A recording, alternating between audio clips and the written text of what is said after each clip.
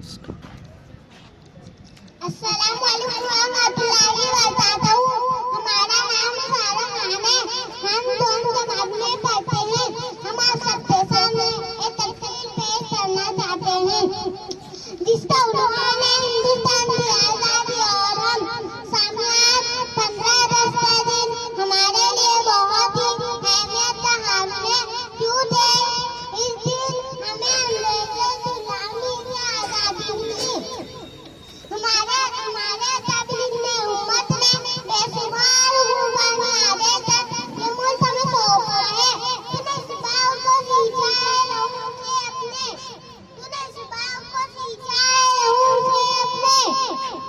तेरी खुशबू से तेरा बाप हमेशा महके। सामईन इस्लाम हिंदुस्तान के उसूल के लिए हमारा तबलीग ने अपनी जानें कुर्बान कर दी। कंधे लाठियां उठाई, कई बार जेल गए और अपना सब कुछ इस देश के लिए कुर्बान कर दिया। अपने बीबी और बच्चों को बेसहारा यतीम कर दिया कि अब अपना काफिला आज़मो-यती से निकलेगा। अब अपना काफिला आज़मो-यती से निकलेगा। जहाँ से जाएंगे रास्ता वहीं से निकलेगा। आजादी की लड़ाई के मतवालों में महात्मा गांधी, मौलाना अबुल कलाम आजाद, पंडित जवाहरलाल नेहरू और जैसे कई और मुद्दों वतन शामिल थे। वफादारी वतन से हो इस्लाम देता है। वफादारी